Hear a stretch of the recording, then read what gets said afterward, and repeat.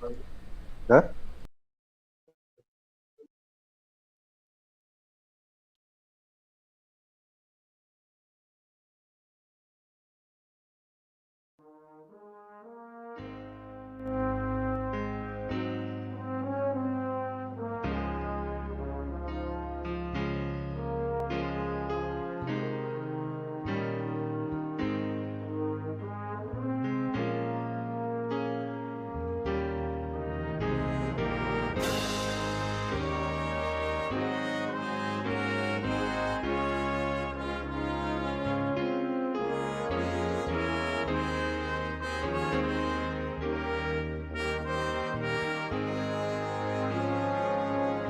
Deus enviou seu Filho amado para sofrer em meu lugar, na cruz morrer, mas vivo agora está, pois ressurgiu e para sempre viverá, porque Ele vive. Posso crer no amanhã, porque Ele vive. Temor não há. Eu sei que minha vida não será mais vã, pois meu futuro em Suas mãos agora está. Quão grato é viver com Cristo e desfrutar seu doce amor, e certo está de sua proteção nos dias calmos ou nas horas de aflição, porque Ele vive. Posso crer no amanhã, porque Ele vive. Temor não há. Eu sei que minha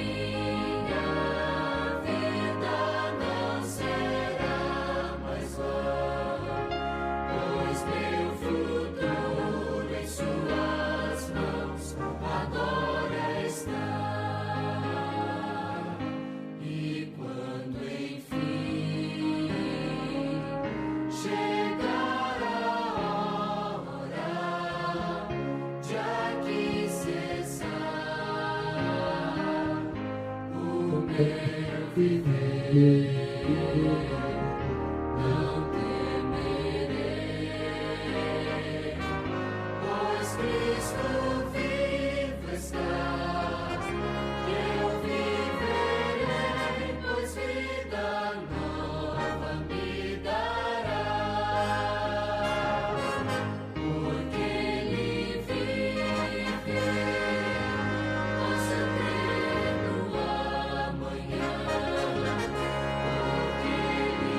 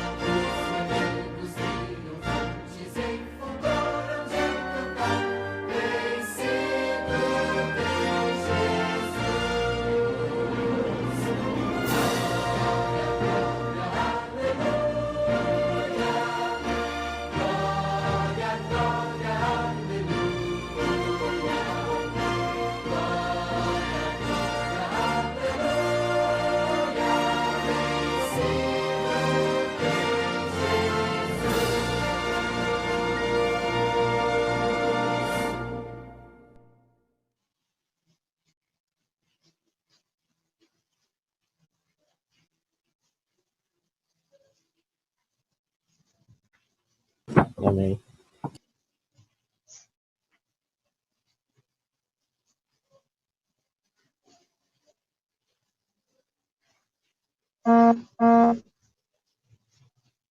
Adilson, seja bem-vindo aqui também. Pessoal, Adilson é ancião aqui em Várzea Paulista, tá bom? Tá acompanhando a gente aqui também.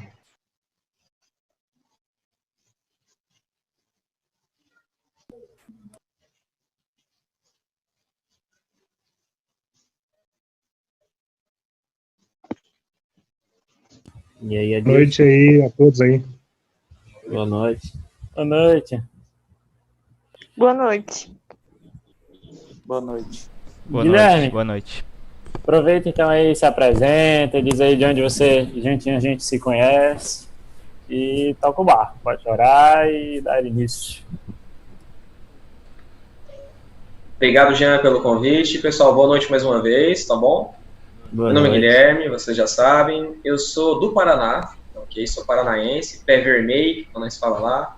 Então, se vocês virem alguns R's aqui, tipo porta, porco, é de lá, né? Interiorzão mesmo, a gente puxa bastante. Conheci o Jean, cara, tive esse privilégio de conhecer essa pessoa maravilhosa, que é o Jean, um grande amigo. A gente conheceu no último ano meu de teologia, ano passado. Nós tivemos a oportunidade de dividir casa junto, né? Das boas risadas ali. Também o Jean várias vezes quis matar a gente. O Jean ele é muito centrado, né? Isso é verdade. E a gente era aquela galera que gostava de uma zoeira. Então, todo e qualquer oportunidade para zoar e dar risada, a gente estava lá e o Jean estava estudando. Então, era sempre um combate certo ali, né? E é isso. Eu estou trabalhando agora em Várzea Paulista, ok? Estou na equipe de evangelismo aqui da Associação Paulista Central, do estado de São Paulo. E por conta do coronavírus também, né, a gente está trabalhando a partir de casa. Tenho feito algumas lives no Face, inclusive, acho que quando acabar aqui, mais uns 20 minutinhos, eu vou começar a minha 6ª ou 7ª live, já perdi as contas, seguidas, todos os dias fazendo uma, que é sobre a lei de Deus. Inclusive, se vocês puderem se juntar lá depois, ficaria muito grato, tá bom? Eu posso mandar o link pro Jean e ele compartilha para vocês, tá bom? Sem mais delongas, então, o assunto promete, vamos falar um pouquinho sobre a origem do mal, tá bom? Eu gostaria que vocês participassem. Nós realmente temos que manter os microfones fechados para não ter esse problema do eco. Mas na hora que vocês quiserem falar, habilita o microfone, fala, ou acho que tem a opção de digitar também, né? Tem um chat aqui, se eu não me engano. Podem fazer perguntas, participar. A ideia é quebrar essa ideia de púlpito e, tá bom? A gente ser mais um PGzão aqui, beleza? Certo. Vamos fazer uma oração, então, pra gente começar? Vamos sim. Ora. Você não tá, né? Então eu vou orar aqui. Você ora aí? Mateus ora pra gente aqui, então. Tá chovendo aqui, ele teve que sair pra abrir o portão, então por isso que ele tá todo molhado ali. E o cara não tava nem lá. E o cara não tava lá, né? Triste realidade. Oremos. Querido Deus, meu amoroso Pai, obrigado, Senhor, por este dia. Obrigado pelo teu cuidado. Agradecemos pela chuva aqui na nossa região. Peço que o Senhor derrame o Espírito Santo sobre esse estudo que teremos agora. Iremos abordar a tua lei. Que o Espírito Santo possa trazer luz e possa abrir os nossos corações, a nossa mente, para que possamos compreender a tua palavra por completo. Amém. Em nome de Jesus, amém. Amém. Amém. Amém.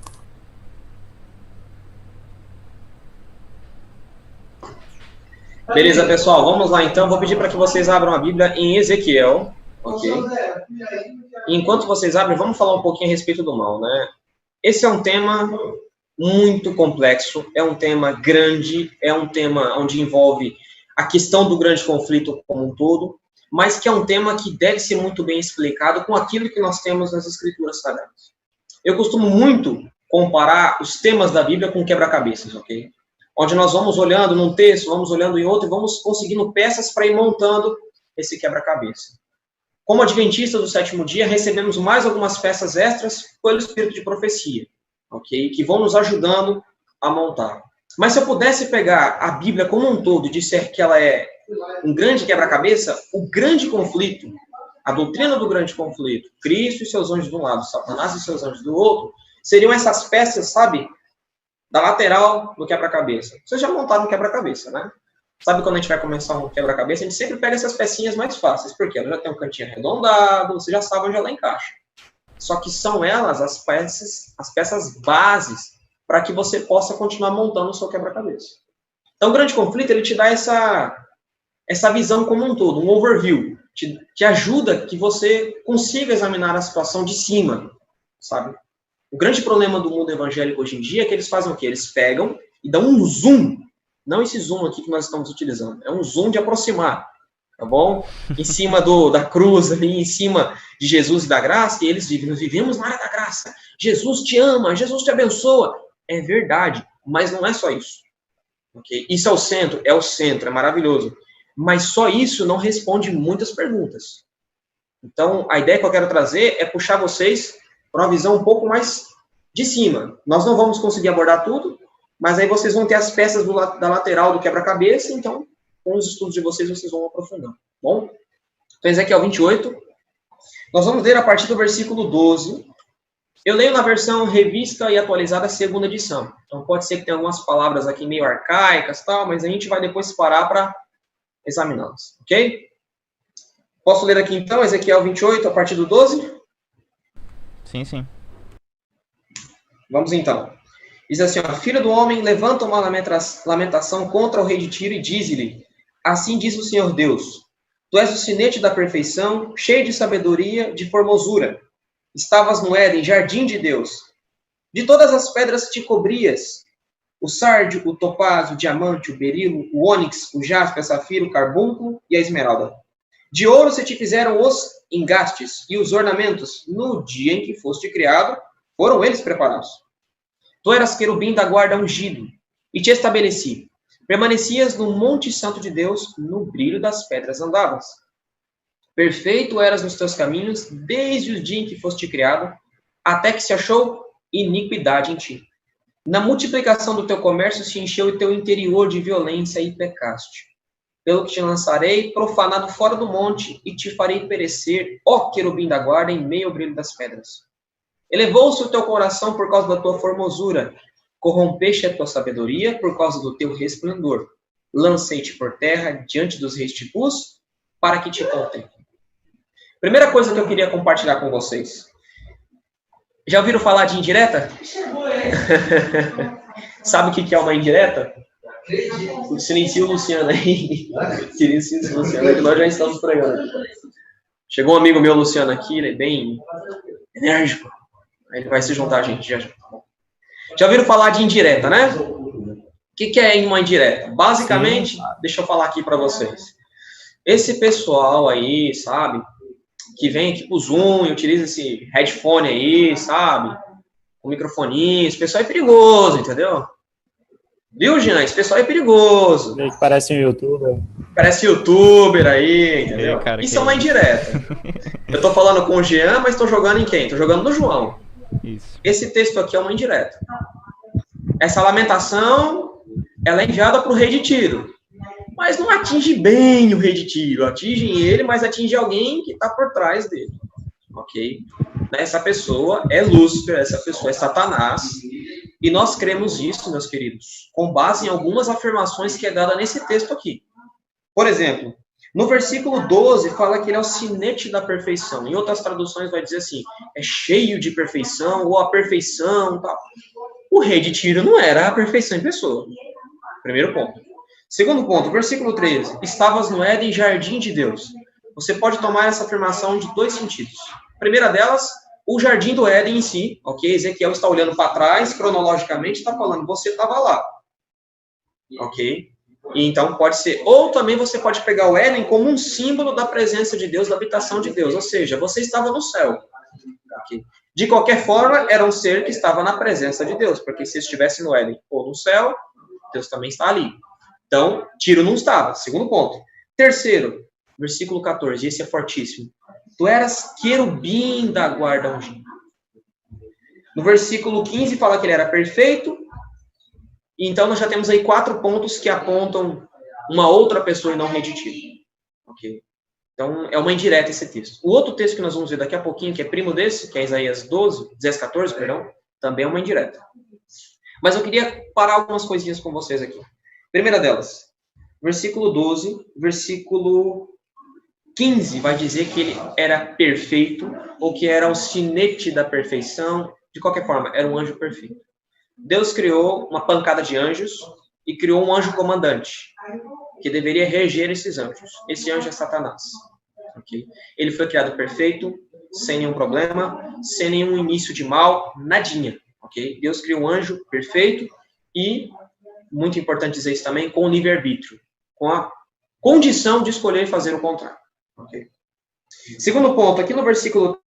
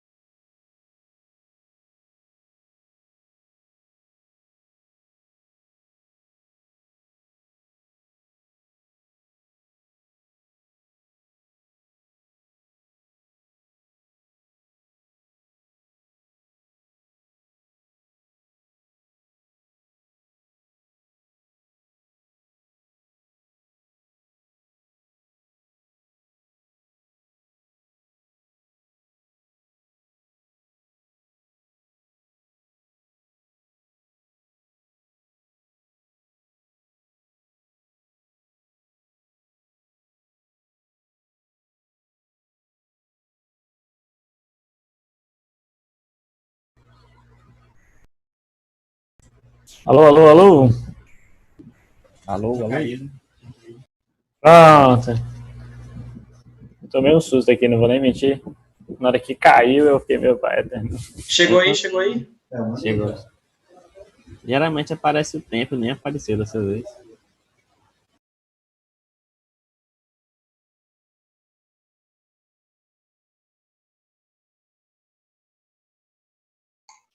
Eu tava falando aqui, o microfone tava fechado. Tô falando aqui assim mesmo, Satanás fica nervoso quando a gente começa a falar mal dele. Então, vamos lá. Tô parecendo aqueles pentecostais, né? A pessoa lava o banheiro, joga sabão em pó, escorrega e cai e fala, é o diabo. É o diabo. É beleza. Tem um livro do C.S. Lewis, que é Cartas do Diabo, Seu Jovem Aprendiz, que tem uma frase que eu acho que, se eu não me engano, é de Lutero, que fala que uma das coisas que Satanás não suporta é a chacota dele. Mas e a gente vai tirar sal daqui a pouquinho dele, tá bom. E aí, a gente continua, espera o pessoal chegar? Espera um pouquinho? O Adilson saiu, o pessoal tava? O Adilson não voltou. Conta aí 1 minuto ou 2, que acho que volta. Tá bom, então. Posso retomar, então, com vocês o que a gente já falou, ok? Esse texto aqui é uma indireta, ok? Tá falando de uma pessoa, de um ser que foi criado de maneira perfeita. Isso é importante, tá bom? A gente vai sempre retomar isso. Quando a gente for falar do ser humano, a gente vai ver que, mais uma vez, isso acontece. Deus cria as coisas de maneira perfeita. Sem problema, sem mal, ok? Mas que escolhe fazer o contrário. Tem alguém me escutando? Estamos escutando sim. Very nice. Sim, sim.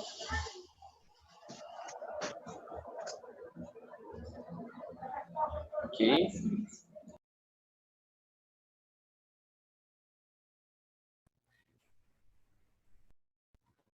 Cara,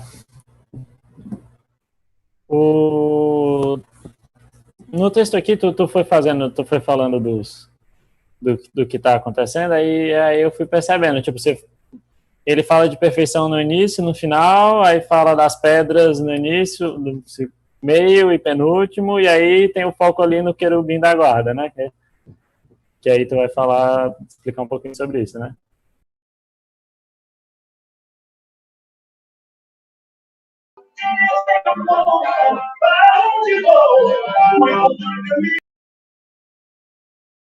Amém? Você falou alguma coisa, cara, que eu não ouvi? Não, eu falei amém, que chegou um louvor com tudo aqui, alguém tá animado, eu falei, vamos lá, isso que você falou é interessante, eu já vou tocar no ponto então. O versículo 13 cita uma porção de pedras, para aqueles que querem aprofundar depois, eu vou deixar uma deixa. Você poderia depois comparar essas pedras com a estola sacerdotal, né? Algumas delas têm uma relação aqui interessante, mas fica com outro momento. Mas aqui fala várias vezes no brilho das pedras, versículo 14, no brilho das pedras, versículo 16, no brilho das pedras, ou seja, era uma pessoa que estava em meio ao brilho, mas não somente isso, uma pessoa que também emanava brilho. Só que a gente vai comentar um pouquinho da onde que vem esse brilho. O que nós já temos de informação aqui, pessoal, é que é um ser que estava na presença de Deus. Entra aqui o versículo 14 falando que ele era querubim da guarda. Vamos lá, querubim, meus queridos, significa cobridor. Alguém aqui se lembra onde é que nós tínhamos dois querubins de frente um para o outro no Antigo Testamento? Na Arca da Aliança. Dentro do mistério celeste. Muito bem. Na verdade, a gente diz perto da arca, mas é diante do trono de Deus. Trono de Deus, Ezequiel vai falar dessa visão, não é? Muito bem. Ezequiel vai trazer uma visão de querubins cobrindo a glória de Deus. Foi a parada. Tira aqui a vez para alto lá. Isso. Também nós temos uma visão, e também temos a questão da própria Arca da Aliança, onde nós tínhamos dois querubins de frente um para o outro, e entre esses querubins, o que se manifestava? A presença de Deus. Shekinah. De certo modo, a Shekinah. E tem gente que pede, né? Eu quero ver a sua Shekinah. Aí Deus fala assim, nossa, vou mandar, é agora. Morre todo mundo. Mas beleza. Olha só que interessante. Mesmo esses querubins na Arca da Aliança, de certo modo, eles cobriam também a glória de Deus. Então, se você parar para analisar, era um anjo que estava colado em Deus, vamos dizer assim. Estava muito próximo do Senhor. Ele tinha privilégios especiais por ser um querubim. No versículo 15, mais uma vez, repete que ele era perfeito. E no versículo 17 começa a contar um pouquinho do que aconteceu desse processo de transição, da onde ele sai desse estado de perfeição e começa a passar com o estado de problema, o estado de pecado, ok? Eu fico aqui, eu sou muito alto. Ok, beleza, sem problema. Beleza, vamos lá então. Esse toquinho é fantástico, né? Versículo 17, pessoal, aparece assim, ó. Elevou-se o teu coração por causa da tua formosura, corrompeste a tua sabedoria por causa do teu resplendor. Lancei-te por terra diante dos reis te pus para que te contem. Vamos lá. Pessoal, esse anjo, e aconteceu uma coisa com eles que acontece com muito vereador de cidade pequena. Sabe como é que funciona, né? Tem aquele bairro lá, o pessoal precisa de alguém para representar o bairro. E aí eles pegam o João dos Anzóis Furtados, porque o João dos Anzóis Furtados é alguém 10, o cara é humilde, a gente elege o vereador, o que ele faz? O poder sobe na cabeça. Aí o camarada acha que é o máximo, o camarada acha que é o tal, vira as costas pro povo. Satanás, ele além de estar na presença de Deus, além dele ser um anjo cobridor, ele também tinha uma posição elevada, ele era o primeiro dos anjos. Ok. Ele era, vamos dizer assim, Deus, Pai, Filho e Espírito Santo, Satanás, logo abaixo ali, depois os anjos. Ele era o regente, ele era o maestro. Já viu uma banda, né? Uma orquestra, tem lá o maestro, ele era o maestro. Só que isso começou a subir a cabeça dele. A Bíblia nos dá as duas coisas. Primeiro, a formosura dele, a beleza, você pode colocar assim como um todo, ele era um anjo muito belo, mas principalmente a função que ele exercia. Vamos dizer assim, o trono que ele tinha subiu a cabeça dele. E ele começou a se achar um máximo. Elevou-se. Quando fala assim, ó, se encheu o seu coração, significa que o coração dele se tornou orgulhoso. Ele passou a ter orgulho demais. Ele passou a ser prepotente, ele passou a ser arrogante por causa daquilo. Em outras palavras, ele desviou os olhos dele de um trono mais alto, o trono do Senhor, e começou a olhar para ele mesmo. Depois ele volta a olhar para o trono de Deus, mas aí já é um outro olhar, que nós vamos precisar ir para Isaías para ver que olhar é esse, ok? Mas por hora, tenta entender o movimento. Ele desvia os olhos de Deus e começa a olhar para si mesmo. Em outras palavras, ele começa a se adorar. Ele já quebrou o primeiro mandamento, não terá outros deuses diante de mim. Ele já colocou ele em lugar de Deus. E aí nós vamos então para o segundo passo. Eu preciso que vocês venham comigo até Isaías, capítulo 14.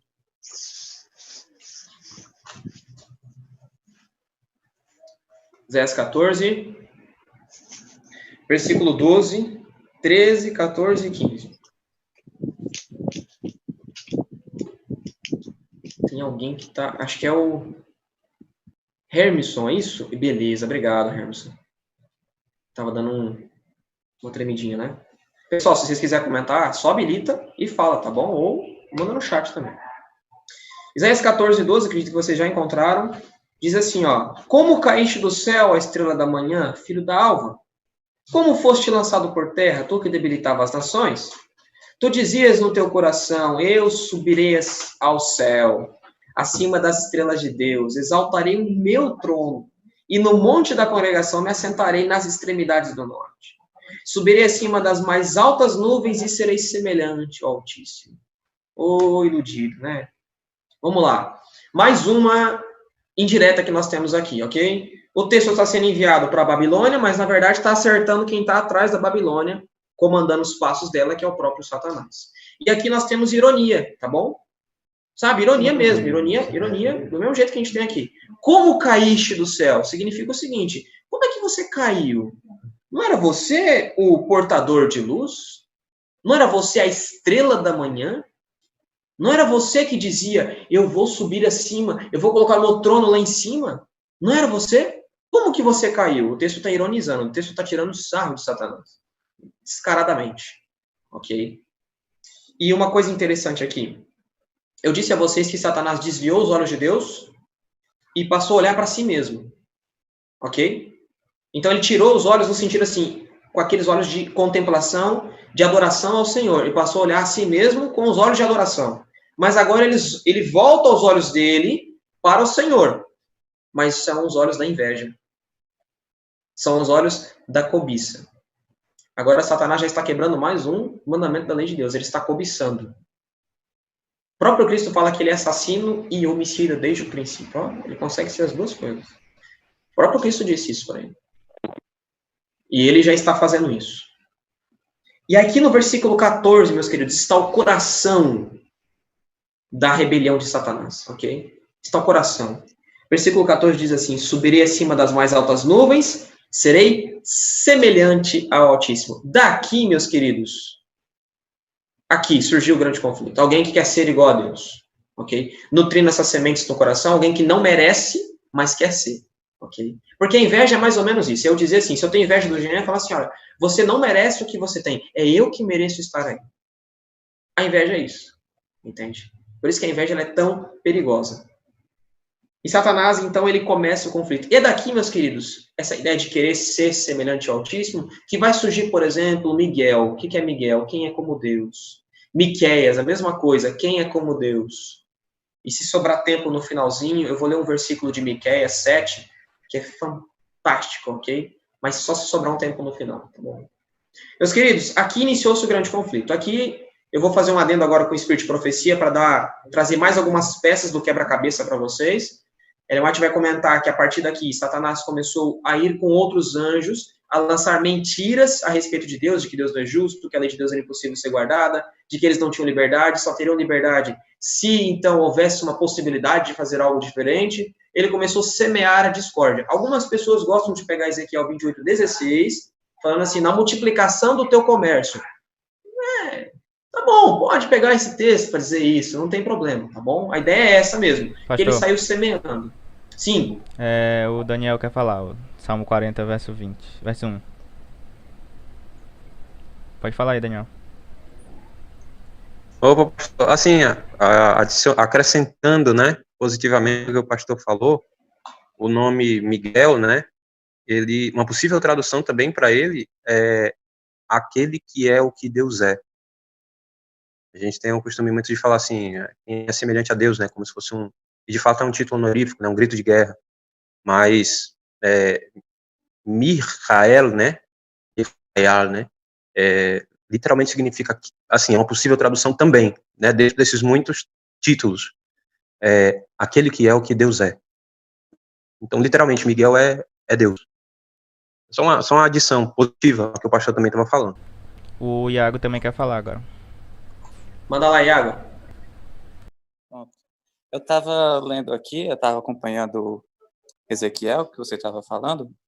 Aí eu tô com a Bíblia interlinear, hebraica, eu fui acompanhando, né? E tem dois verbos lá que eu achei muito interessante. O primeiro é tamim, perfeito, que é aquele mesmo perfeito usado em Jó. Eu achei muito interessante. E também tem um que é usado em Gênesis, que é bará, que criou do nada. Então, e algumas traduções falam se achou iniquidade nele, mas também poderia colocar se criou iniquidade dele, se criou do nada, que nem em Gênesis. Só para acrescentar mesmo. Ah, já ganhei 2 amigos aqui, hein? Fantástico. Por que isso é importantíssimo, Iago, que você comentou? Depois eu comento aqui. Quem que é o Salmo 40? Perdi o nome aqui. É Daniel o nome dele, Daniel. Beleza. TKS. Porque no céu depois, meus queridos, vamos ter 2 mistérios para estudar. E um deles é esse aí. Como que o camarada consegue, num lugar perfeito, situação perfeita, me inventar uma história dessa? Como? Entende? Então, essa vai ser uma coisa para a gente estudar. Obrigado pela contribuição, pessoal. A respeito do nome de Deus, boa. Tem lá o Mi, né? Que é aquela questão, é uma perguntinha ali. Pode trazer isso aí também. Como é que é? Deus é o que ele é. Ótimo. Já o Miqueias lá mesmo, é isso mesmo, né? É Micaia. Essa Yah seria tipo uma abreviação tipo de Yahoo. Ele pega só o comecinho, Yah. Entendeu? Então, esse, tipo, o finalzinho Ias tem essa abreviação do nome de Deus. Isaías, Malaquias, Miqueias também, então um finalzinho seria a mesma coisa no original, sempre trazendo o nome de Deus. Isso é interessante, porque Deus, ele bate de frente, ele fala assim, você quer ser igual eu? Mas quem é igual eu? Ninguém. Mas eu vou depois trabalhar em cima disso, como que Deus ele se apresenta, que ele é diferente de todos e que ninguém é igual a ele. É totalmente diferente daquilo que Satanás queria ser igual a Deus, porque Satanás queria ser igual a Deus em quê? Em poder, em honra, em majestade, e Deus ele vai totalmente ao contrário, ele fala assim, quem é igual a mim? Bondoso, misericordioso, é assim que Deus se apresenta, né? Lembra que Moisés até queria ver a glória de Deus? Deus falou que vou passar a minha glória perante você? Não, farei passar toda a minha bondade. Isso é fantástico, por isso que Satanás não tem jeito, ele perde no argumento, perde no amor, ele perde em tudo. As pernas dele é quebrada e destroçada por Deus. Porque não tem o que fazer, entende? Ele é um ser totalmente egoísta. Mas vamos lá então, pessoal. Instalou-se o grande conflito. Aí tem essa questão, vocês conhecem, passar por cima. Ellen White fala que mais ou menos a metade dos anjos foram envolvidos com essas mentiras de Satanás, mas aí essa outra metade foi comissionada por Deus, vai lá e começa a trabalhar ao contrário. Não, veja bem, não é assim não. Ó, Deus é amor, Deus é bondade, e começa a explicar, nós temos liberdade sim, o que Satanás está propondo é outra coisa, e uma galera volta, de maneira que fica um terço com ele. E aí ele lança mais algumas mentiras, no sentido assim, ó, fomos longe demais, se voltássemos, Deus não nos perdoa. E quando ele se apresenta diante de Deus, Deus fala, você vai ter que sair daqui, ele fala, vai expulsar esses aqui também que estão comigo? Então o bicho, ele é covarde mesmo, covarde. Entende? Tenta de todo sentido colocar Deus contra a parede e ferrar Deus. Essa é a ideia de Satanás. Só que vocês conhecem, não se achou mais lugar dele no céu, foi expulso. Satanás é expulso não para a terra, porque a terra ainda não estava criada. Ou, se você quiser também, uma outra possibilidade, a criação não estava feita. Ok. É possível que a terra estivesse criada, mas sem a criação dela sucedida. Isso aí, uma outra hora, o Jean pode trabalhar com vocês, tá bom? Jogar tudo nas suas costas, Jean. Você tem os ombros largos aí, depois você troca uma ideia com eles. Aquela questão de no princípio criou Deus, ok? Mas nós precisamos até o Gênesis, ok? Pessoal, se tiver alguém querendo falar, desabilita e dá um alô aí, pastor. Pausa aqui que eu seguro, tá bom? Porque às vezes tem alguém querendo falar e eu não tô percebendo, tá bom? Eu queria com vocês o Gênesis 1, versículo 31, só para chover no molhado, tá bom? Gênesis 1, 31, primeiro livro da Bíblia. Diz assim, ó, viu Deus tudo quanto fizera, e eis que era muito bom, houve tarde de manhã, sexto dia. Pessoal, Deus cria mais uma vez, e aí tem aquela questão, né, do Bará, né? Deus cria, ele é o único que pode criar do nada. Satanás também cria, mas ele não cria do nada. Ele cria igual a gente cria, né? Com aquela lei da natureza, nada se perde, nada se cria, tudo se transforma. Mas Deus não, Deus cria do nada. Deus, ele cria, e quando ele olha, ele fala assim, muito bom. Se Deus falou que é bom de verdade, porque ele é luz e nele não há treva nenhuma. Não tinha nenhuma maldade, não tinha nenhum pecado. Deus não só cria, mas ele dá uma lei para o ser humano, e a gente vai começar agora a entrar na questão do diálogo que houve aqui como um todo, que é o capítulo 2, versículo 16 e 17. Agora a gente começa a falar um pouquinho mais da queda, ou seja, desse mal que saiu do céu, rondou um tempo no universo, mas que começa a procurar lugar na Terra para se estacionar na Terra. E aí o ponto que eu quero chegar com vocês é quando esse mal adentra no ser humano, as consequências que ele traz para o ser humano. Okay? Que é onde eu quero focar com vocês, Gênesis 3. Mas a gente precisa primeiro entender a lei que Deus deu. Gênesis 2, 16 e 17 fala assim, ó, e o Senhor Deus deu essa ordem, de toda árvore do jardim comerás livremente, mas da árvore do conhecimento do bem e do mal não comerás, porque no dia em que dela comeres, certamente morrerás. Vamos lá, pessoal, a ordem de Deus é específica e clara. Pode comer de tudo, dessa não come, se comer, certeza de morte, ok? Certeza de morte. Grava isso porque a gente vai retomar. Nenhum problema até aqui, beleza? Pode comer de todas, essa aqui não. Se comer, certeza de morte. Deixa eu fazer uma pausa aqui, um hiato. Deus avisou o ser humano a respeito do que tinha acontecido antes da criação do ser humano e da terra, lá em cima. Anjos avisavam Adão e Eva a respeito de Satanás que viria tentá-los. Avisaram eles que não se separassem, porque ele seria mais fácil a tentação. E ainda assim, o ser humano intertido ali no trabalho, Eva foi para um lado, Adão para o outro, e Eva achou-se muito perto da árvore do conhecimento do bem e do mal. Aí desenrola-se a trama do capítulo 3. Antes da gente começar a ler, Satanás, vocês já sabem, ele aparece aqui como uma serpente. Pode ser que ele possua a serpente, pode ser que ele se transformou em serpente, tem algumas possibilidades. Ele apareceu como uma serpente. Vocês sabem que a serpente não rastejava, era um dos animais mais bonitos do jardim, tinha asas, daí vem aquele ditado, né, moço da asa da cobra, né? Então, a serpente era um animal bonito, Satanás se aproveita disso, chama a atenção de Eva para a árvore e começa esse diálogo que a gente vai entrar aqui, tá bom? Capítulo 3, versículo 1, eu vou ler até o 5. Mas a serpente, mais sagaz que todos os animais selváticos que o Senhor Deus tinha feito, disse à mulher, é isso mesmo que Deus disse? Não comereis de toda a árvore do jardim? Respondeu-lhe a mulher, do fruto das árvores do jardim podemos comer, mas do fruto da árvore que está no meio do jardim, disse Deus, dele não comereis, nem tocarei neles, para que não morrais. Pausa. Até aqui, a cabeça de Eva está, ó, intacta. Pode comer de todas, se comer desse, certeza de morte. E ela ainda acrescenta mais um ponto que o texto no começo não nos contou, que se tocasse no fruto já era problema. Importantíssimo isso. Versículo 4. Então a serpente disse à mulher, é certo que não morrereis. Opa!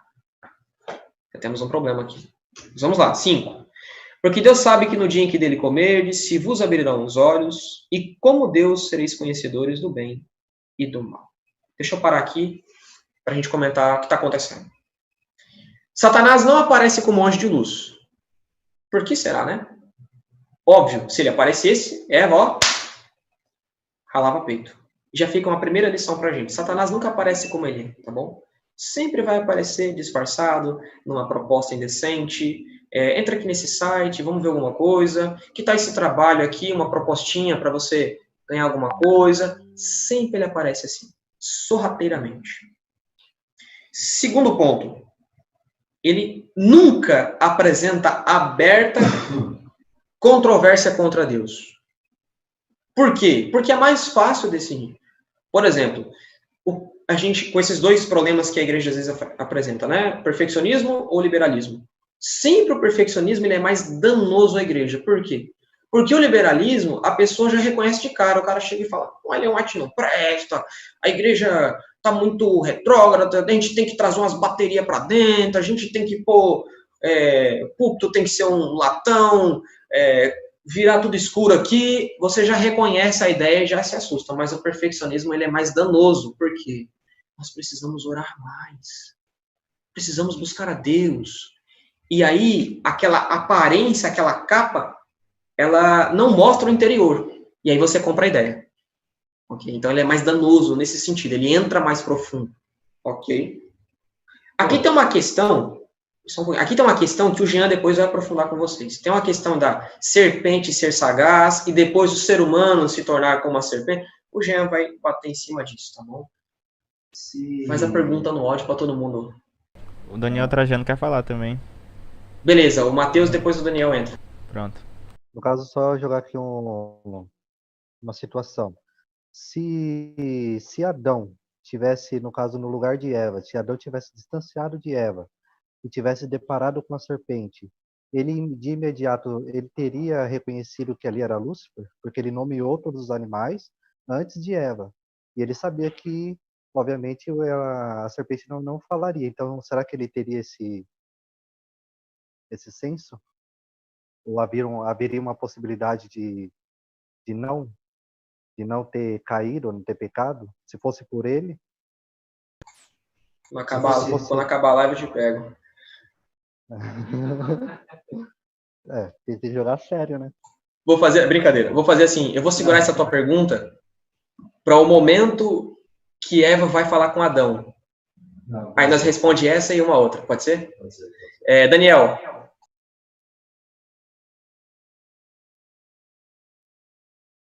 Daniel?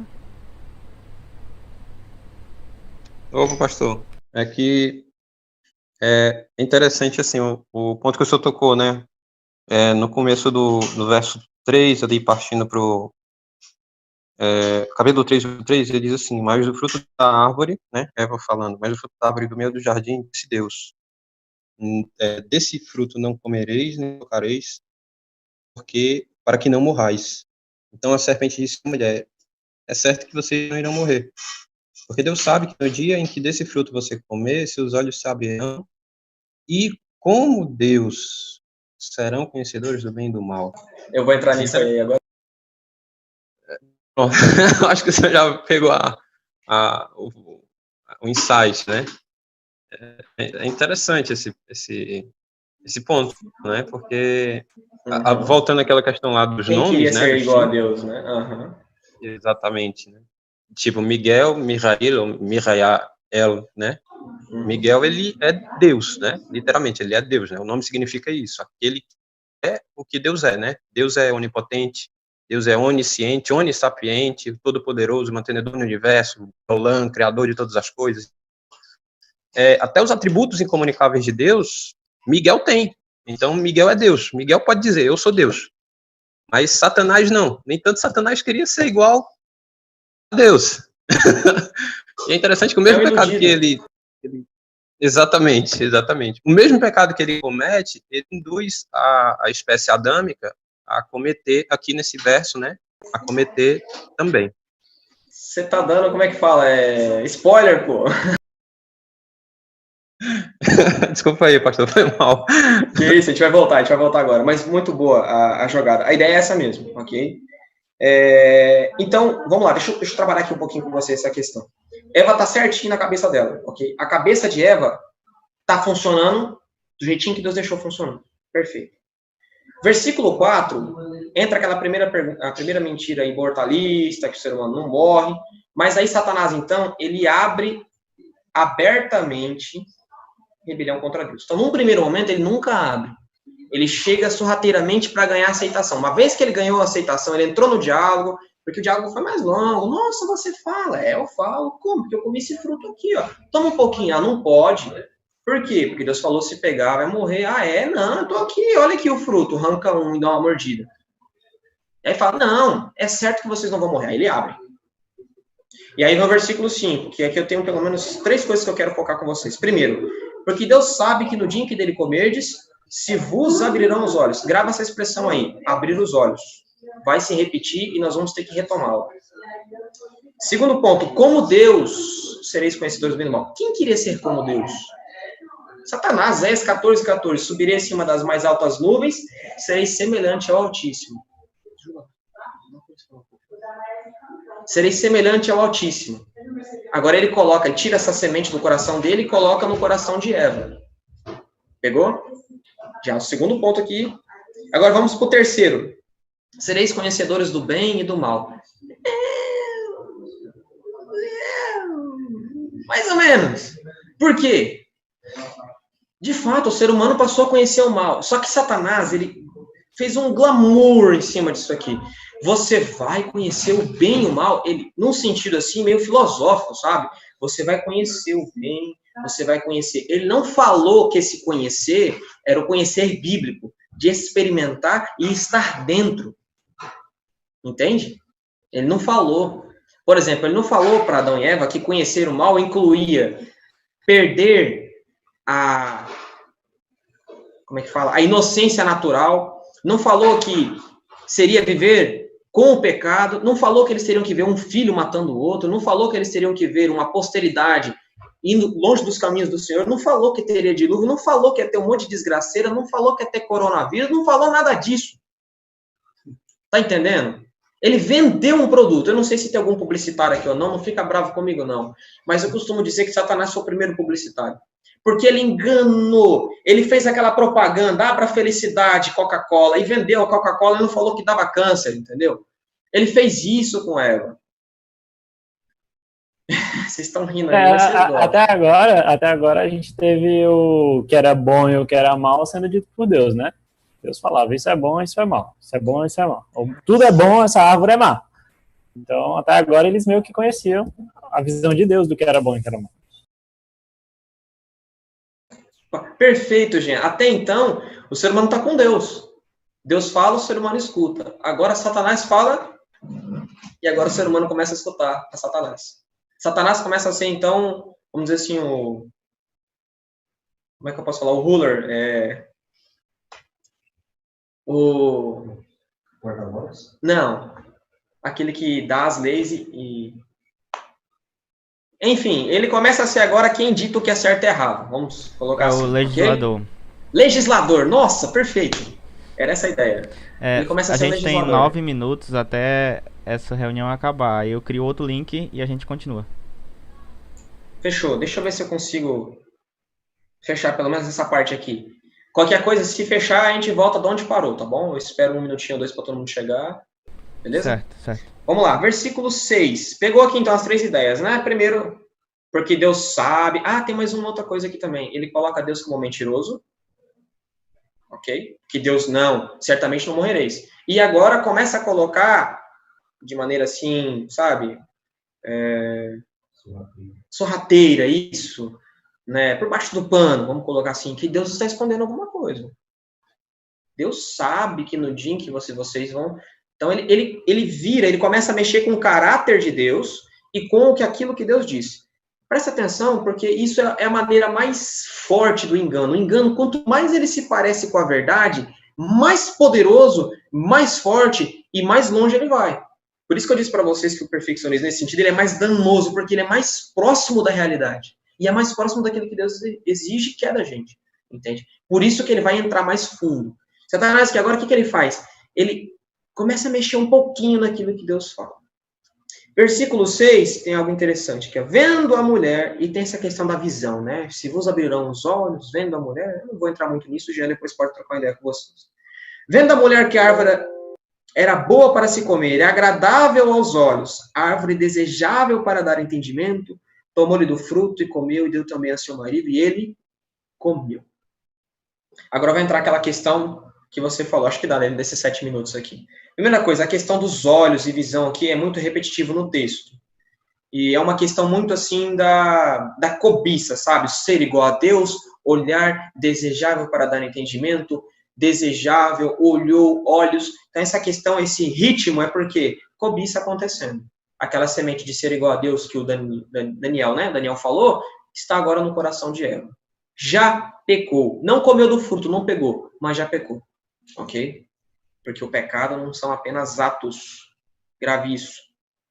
Versículo 6 aqui, então ela passa para Adão. Agora Adão, meus queridos, eu vou precisar emprestar um espírito de profecia. Ele vê Eva chegando, ele vê Eva correndo pela dona, pelo jardim. Quer falar. Adão, Adão, Adão. olha só, esse fruto aqui vai dar entendimento, não sei o quê. Já passo pro Daniel. Adão olha e fala assim, eita, foi enganada. Ellen White diz que Adão percebe que ela foi enganada. Então, daí, a gente não pode dizer, porque Deus ele tem esse conhecimento, se fosse Adão lá seria enganado ou não. Talvez não. Entende? Porque é muito de caráter para caráter. Parece que o caráter de Eva, Satanás encontrou um ponto ali que poderia tentar. Mas de Adão, talvez Adão seria mais firme. Mas em outro ponto, Adão caiu, que nós sabemos qual foi. Adão, ele mais ou menos racionalizou o seguinte, Eva foi tirada de mim. Se ela morrer, por conseguinte, eu também vou morrer. Ele mais comenta a história da redenção. O que ele faz? Eu vou comer também para morrer junto com ela. Aí, se eu chamo o primeiro Romeu. Já viu a história de Romeu e Julieta, né? Ele vê lá, Julieta vai morrer, Julieta vai morrer também. Ele olha lá, vai morrer, vou morrer também. Grava isso, porque isso aí vai ser muito importante daqui a pouquinho, tá bom? Adão morrendo pela esposa, e daqui a pouquinho a gente vai ver um outro Adão. Mas eu preciso passar agora pro Daniel. Daniel, manda brasa. Ô, pastor. Eu queria contar com a ajuda do senhor, pastor, também. Do senhor e do Iago. Certo?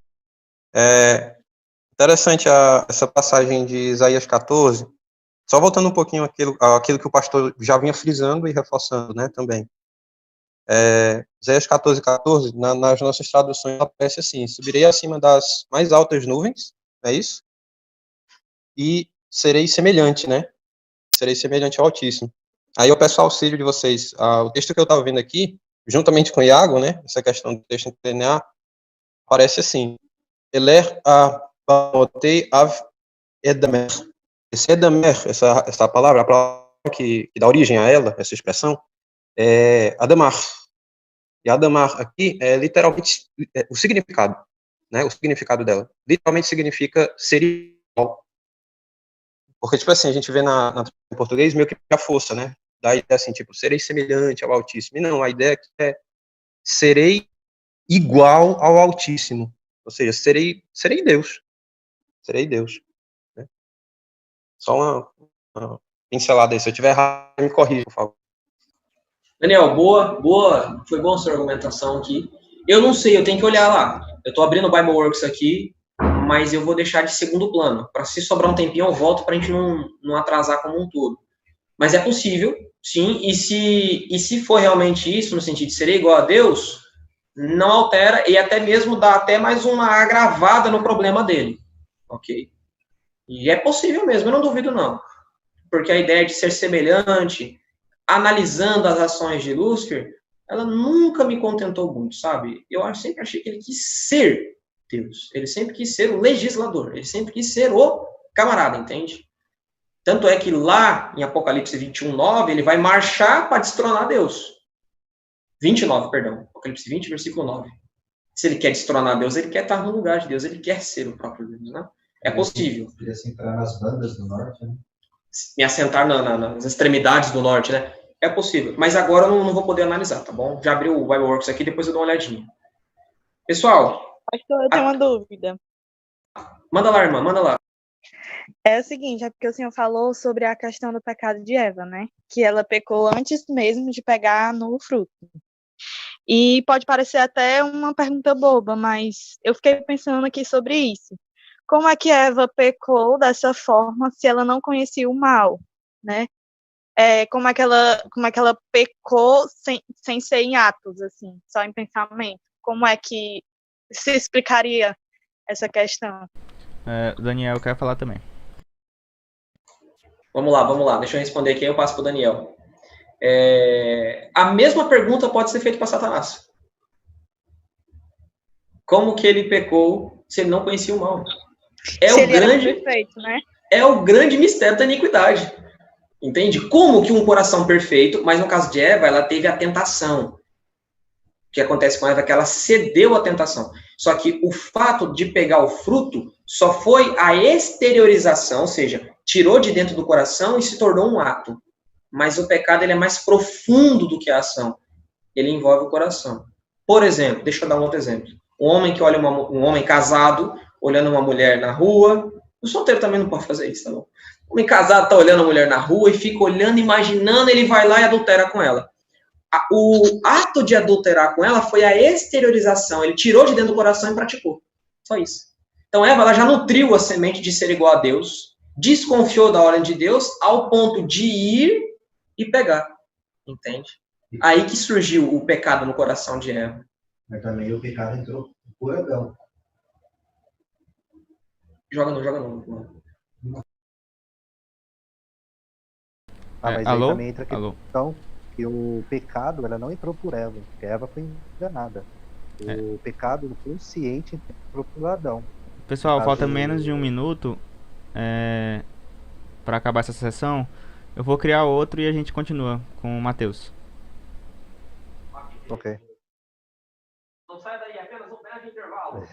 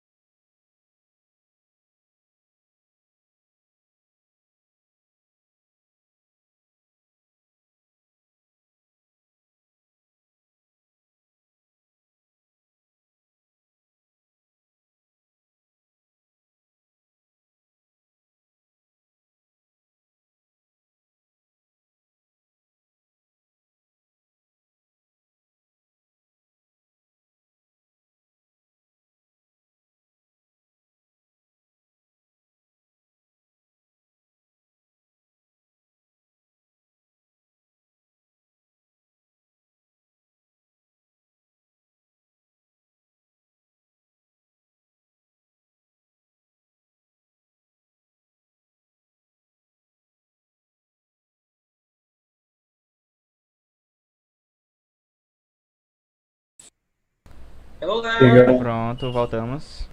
Voltamos.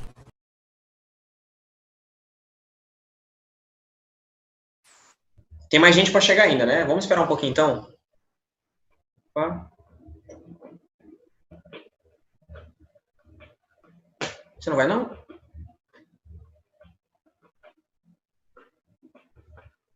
Pessoal, mais alguém faltando? Tem, né? Cadê o Daniel? Acho que ele tá conectando ainda. Beleza, eu vou esperar mais um pouquinho. Quando chegar aí, pessoal, dá um ok pra mim. Tá, o Daniel chegou agora. E o Iago também. Podemos retomar então, né? Isso, o Matheus estava falando, né? Matheus, manda a questão aí pra nós. E aí depois o Daniel. Não, só no caso a ênfase foi que começa o pecado mesmo, eu acredito, consciente, ele entrou por Adão, porque ele escolheu conscientemente pecar. Tanto é que no caso, eu esqueci a passagem que a Ellen fala, que como Eva foi enganada, então no caso meio que Deus tolera, entre aspas, né? Mas aí o pecado, ele entrou a partir de Adão, não de Eva. No caso, quem tomou a culpa do pecado, quem tomou a responsabilidade foi de Adão. Só essa ênfase. Eu não sei dizer o que aconteceria, por exemplo, se Adão não tivesse pecado. Ellen White fala que Deus daria uma nova companheira para ele. Aí não sabia se Deus ia dar outra. Exato. Ia condenar ela, ia matar ela. Então, aí Se ela- a questão. Ia expulsar ela do Éden, ia viver aonde? Senão pega nós dois aqui. Aí que é a questão, o que acontece? Se ele exterminasse Eva, então ele não teria tido ela como inocente. Gente, é o que eu falo, Eva ela foi avisada. Eva sabia do que estava acontecendo. Eva foi ludibriada? Foi, mas ela foi consciente. Ela decidiu primeiro no coração dela, na mente, ela mesma, tá bom? A ideia de o ser dela decidiu e foi e pegou. E levou para Adão. Não foi uma coisa assim, sem querer. Teve o ônus ali da questão de ter sido Satanás apertando ela ali, teve. Mas ela foi. Agora, a de Adão é pior. Isso aí não tem o que dizer. A de Adão é pior. Mas antes, daqui a pouquinho eu entro na questão de Adão. Não, deixa eu falar essa questão para eu te fechar aqui, aí eu jogo pro Daniel. A sua pergunta era se Adão poderia ter sido enganado ou não. É difícil dizer, mas eu sou levado a pensar que Adão teria dado mais trabalho para Satanás. Parece, é só levado a tentar. Quando eu leio o Espírito de Profecia, é uma visão pessoal que eu tenho, tá bom, pessoal? Deixa eu deixar bem claro. Visão pessoal minha. Bom, não é o que a igreja fala, né? É uma visão pessoal. Eu sou levado a pensar que Eva tinha um caráter mais suscetível do que de Adão. Parecia que Adão era mais firmeza, sabe? E Eva era mais... Eva acabou de sair do forno, era como se fosse uma criança, né? Entende? Eu não sei. Não dá para explicar bem ao certo essa minha noção que eu tenho. Mas é uma coisa pessoal, eu não posso responder isso para vocês. Ok? Daniel, manda lá para nós. Ô, pastor. Só pegando é porque eu tinha, só corrigindo, é porque eu tinha falado Adamar, a palavra que aparece lá no texto de Isaías 14:14, né? Subirei até as extremidades do céu, as alturas do céu, as nuvens, e serei, a palavra que aparece aqui no original é Edamer. O Iago, eu acho que o Iago pode me corrigir aí, ele também estuda, ele né, estuda hebraico, então ele tem mais facilidade. E a raiz da palavra não é Adamar, porque Adamar literalmente significa humano, é a espécie de Adão, né? Edamer, acabei de olhar aqui. Uhum. A raiz da palavra é Damar, não Adamar, é Damar. Damar literalmente significa ser igual. Então, prazeando o que Satanás disse, né? Ele disse, subirei até as extremidades dos céus, serei igual, né? Serei igual a Deus, ou seja, eu vou ser Deus. Literalmente é isso. Tô só corrigindo aí, né? Tinha cometido uma gafe aí, tô fazendo minha errata aqui, né? Minha correção. Sem problema, Daniel. Sem problema. Eu tava dando uma olhada aqui, é da Mer mesmo. Oi? Não, só que eu tava olhando esse verso 14 de Isaías, é que ali é um ritpael imperfeito, né? Ou seja, é uma ideia reflexiva do futuro. Então, poderia ser também, se eu estiver errado, você pode me corrigir também, estuda, eu me tornarei, né? Uma ideia reflexiva, eu me tornarei, eu serei como Deus. Essa é uma das possíveis traduções. O Bible se apresenta no futuro. Cobiça, né? Ressalta a ideia de cobiça dele, né? Ele literalmente queria ser Deus. Né? O Bible Works apresenta a ideia no futuro, e os textos, os verbos anteriores, no versículo 13, todos estão no futuro. Subirei acima das mais altas nuvens, exaltarei o meu trono, sentarei, tudo no futuro, ok? Pessoal, a desgraceira já está feita aqui então, né? Versículo 6, já passou, Adão, primeiro Romeu, beleza. Versículo 7, retomamos uma expressão do 5. Abriram-se então os olhos de ambos. Pausa aí. Satanás tinha dito que eles seriam os conhecedores do bem e do mal e seriam como Deus. Olha o que realmente aconteceu. Abriram-se então os olhos de ambos e, percebendo que estavam nus, coseram, né? Entrelaçaram folhas de figueira e fizeram cintas para si. Vamos lá. Primeira coisa. Alguma coisa no ser humano, aqui dentro, ó, mudou. Porque no 2:25, ora, o homem e sua mulher estavam nu e não se envergonhavam.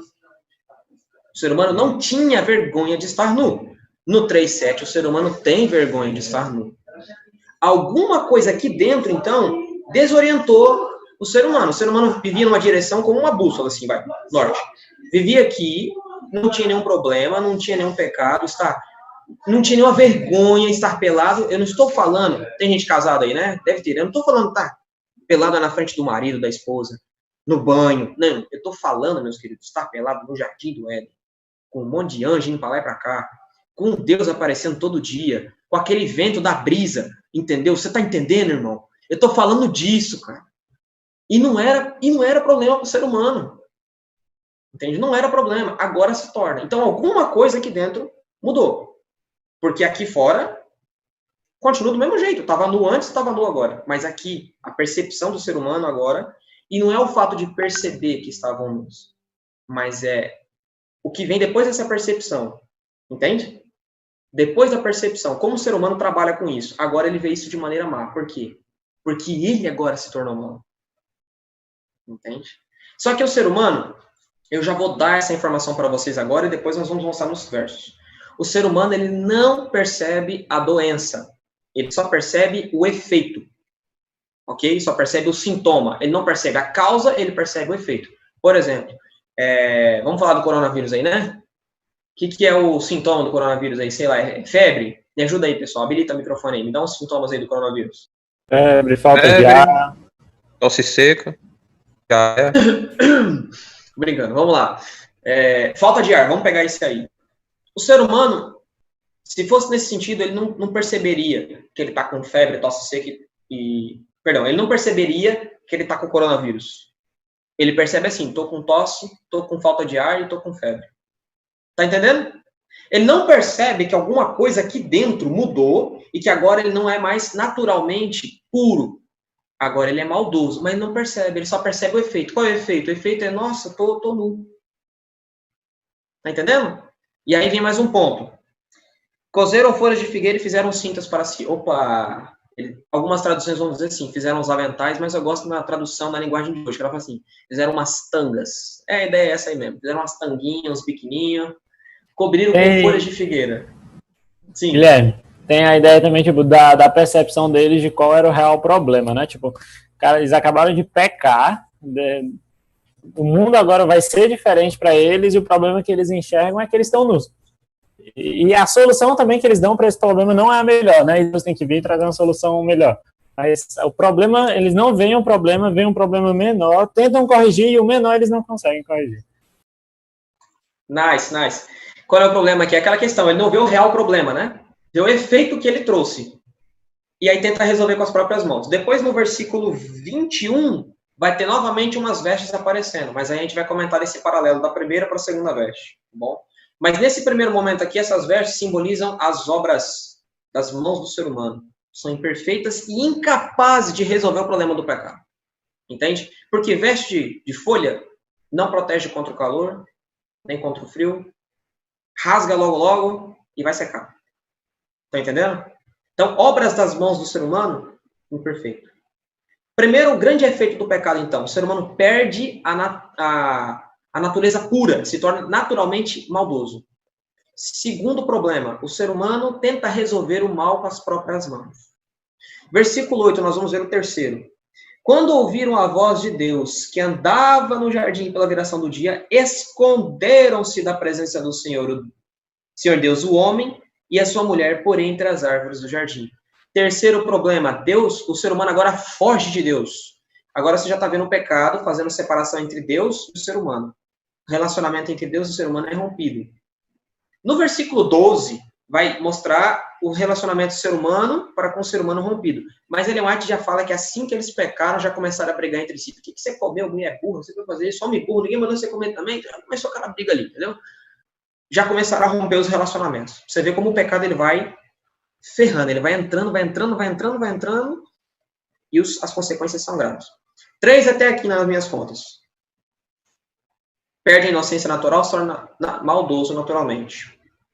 Tenta resolver as coisas com as próprias mãos, foge da presença de Deus, e eu vou colocar mais um.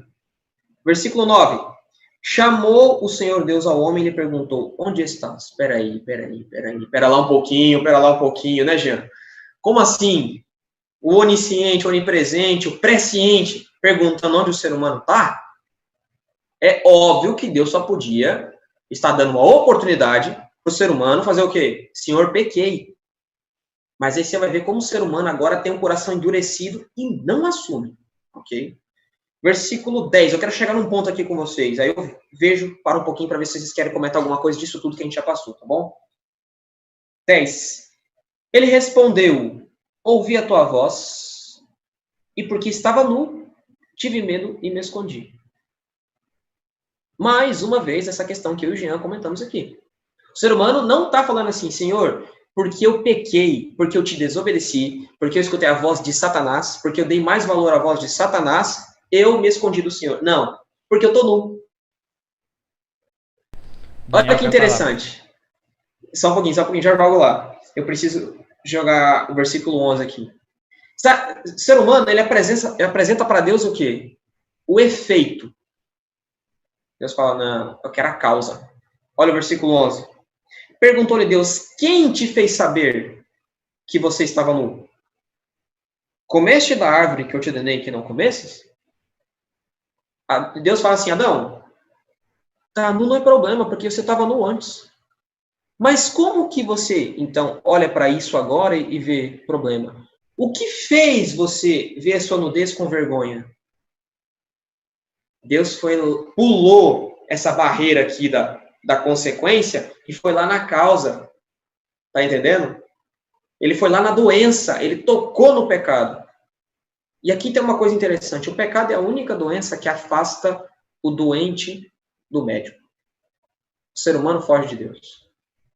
E agora Deus está tendo trabalho para tentar mostrar para o ser humano. É igual aquele senhorzinho de 80 anos que a gente fala, fique em casa, senão você pega coronavírus. Ele, o quê?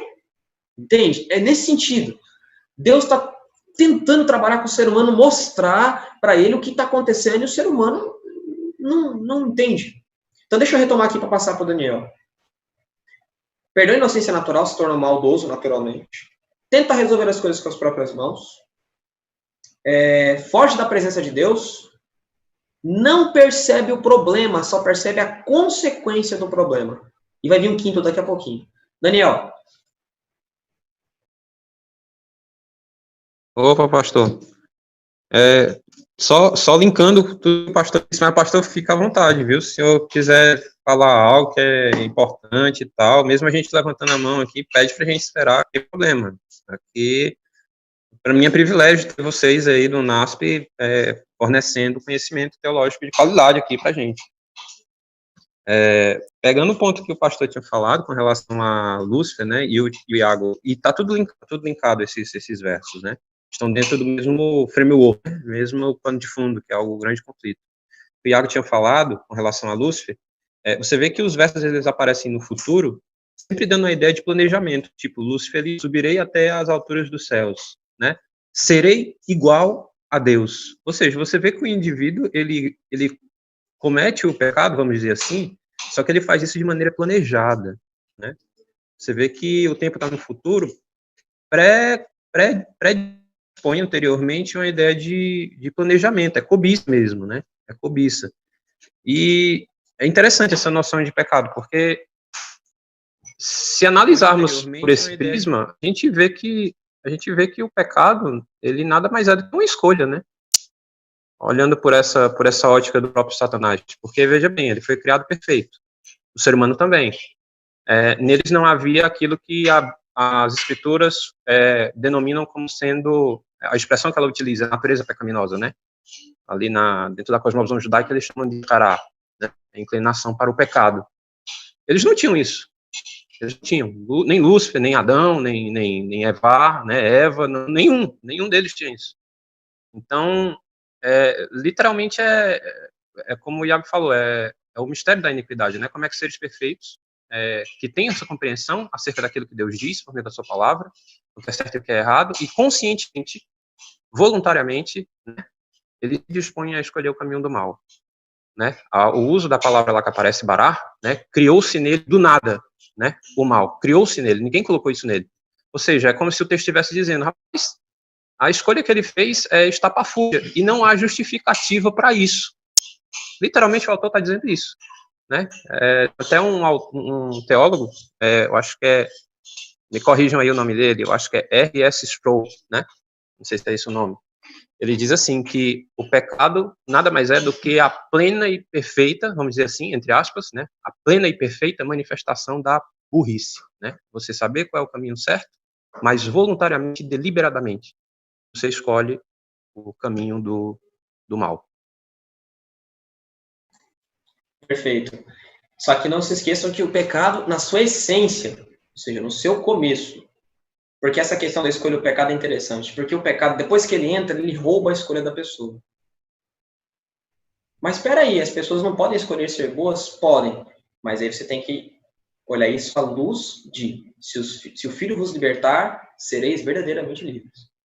Então, por exemplo, para nós aqui, para Adão e Eva, para Jesus, por exemplo, quando esteve encarnado, para Lúcifer, é uma outra dimensão, porque eles sabiam que era viver sem ter um mal natural dentro de si.